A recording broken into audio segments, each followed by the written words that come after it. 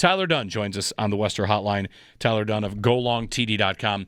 Tyler, I was listening to your podcast with Jim Manos, former personnel man of the Bills there, as the Brian Daboll news dropped. And in the instant reaction, you did what a lot of other people did, which is like, all right, is this a conversation? And it's funny, Tyler, like they play the Bucs this week. We've got to, of course, keep our eyes on this season.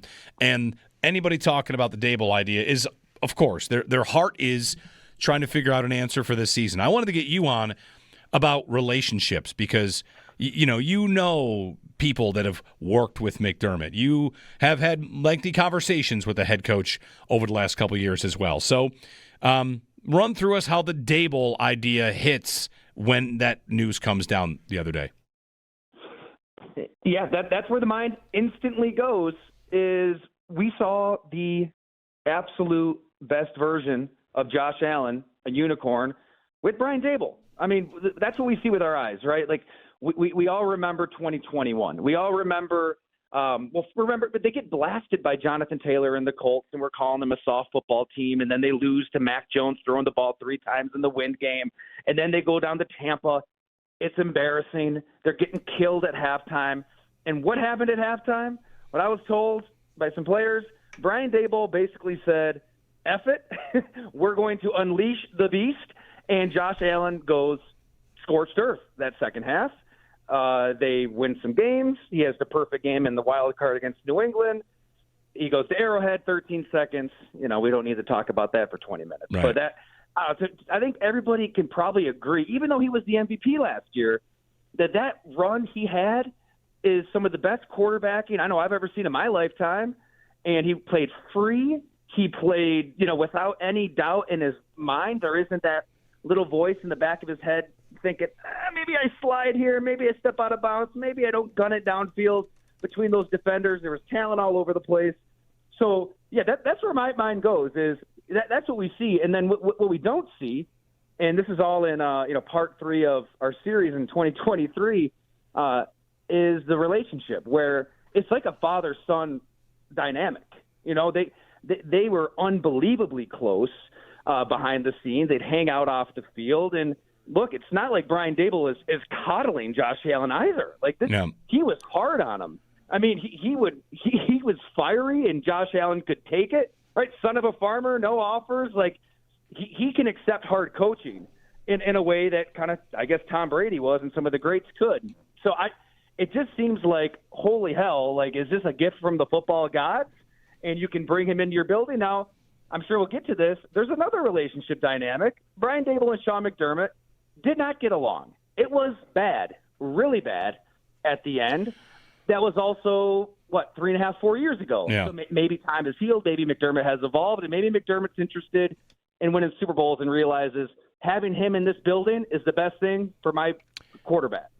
Tyler, you've chronicled and, you've spoken with the head coach, and there's been a lot about how he's maybe changed over the years or whatever, and maybe Brian Daboll has changed after going to New York and living through that experience. Like, when it comes to that scorched earth, that mindset of what the Bills became in that stretch run with Allen, it's funny, like, mixed in there is a no-touchdown, 3-interception game against Atlanta that I just kind of like is washed from the memory. So, like, bad games can still exist while you're at the peak of like a month and a half. What ultimately, Tyler, in from what you've learned, is led the Bills to change from that? Is it because that no one could really mimic what Daboll was able to do with Allen? That Dorsey was going to take over, and it was just going to be a different operation? Yeah, that's a really good point. I think it's a couple things. I think the Cincinnati playoff game was massive. I mean, here you play in Western New York. I know I'm looking out my window in the southern tier. We got a foot of snow, and the Bills have been dying for that playoff game at home. They get it, and they're the team that gets punked. They're the team that's pushed around.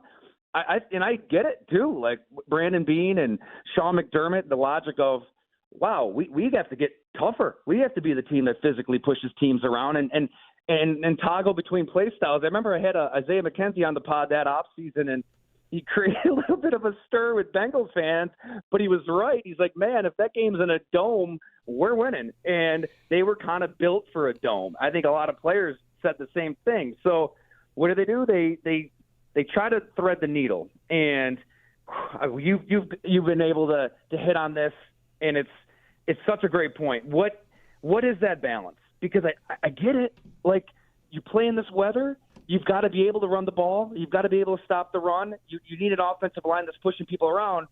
But you don't want your unicorn to be a handoff machine. You don't want that doubt we talked about seeping into his head. You don't want him turning into somebody he's not.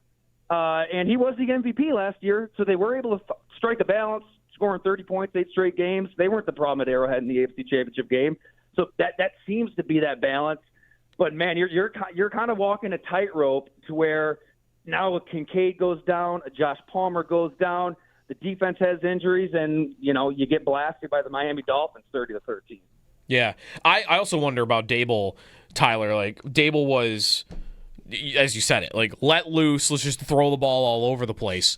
That the GM has built a team and talked like that's not really the way to do it. And that he did that with you. Your one-on-one you had hit on with him in May after he was on with us, talking about the Panthers team that made the Super Bowl 10 years ago with Devin Funchess and Philly Brown, and how, like, just it doesn't feel like the GM exists in a place anymore, unless that's changed since May, that you need to build your team that way, that you got to be more physical, you got to run the ball, and that's more the way to win.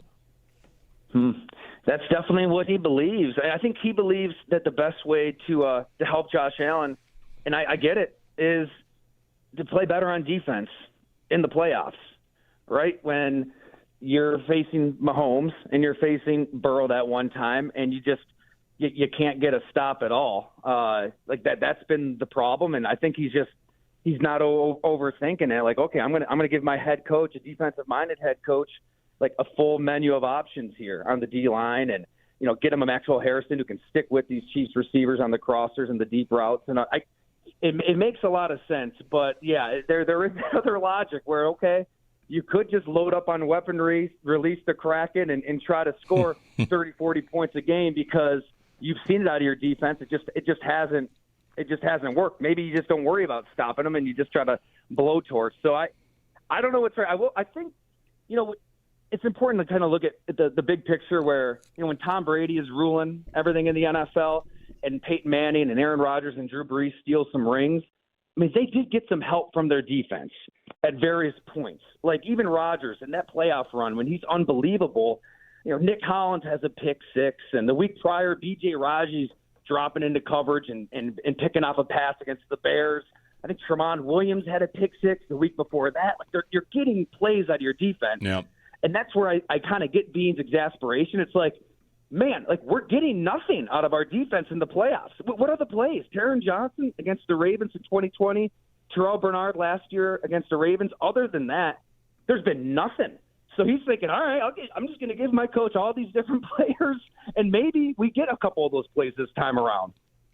Tyler Dunne on the Western Hotline. Tyler, before I let you go, one last thing. Like on relationships, you mentioned like Daboll and McDermott and where that was. How about Daboll with everybody else? Like the quarterback might matter the most here. The GM, the owner. This idea that he might just, oh sure, why not? I'll coach there again. Who knows if it happens? We'll probably after this week, maybe it gets tabled for quite some time. It's still fresh news. But how about the rest of how he was felt about in the building?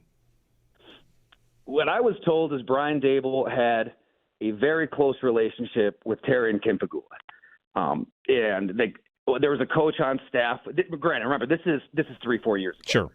So there was a coach on staff who thought that maybe even Sean McDermott was a little threatened by that. Like, in his words, he's like, at some point, is he going to look at that and say, maybe Terry and Kim are going to want to roll with that guy instead of me?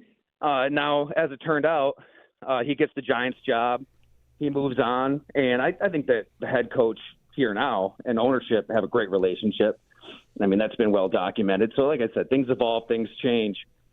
But I think Daboll was out of here, even if he didn't get that Giants job. Right. I think he was done. Like with McDermott, it was not good. And there was probably something to that interaction on the field when they played each other.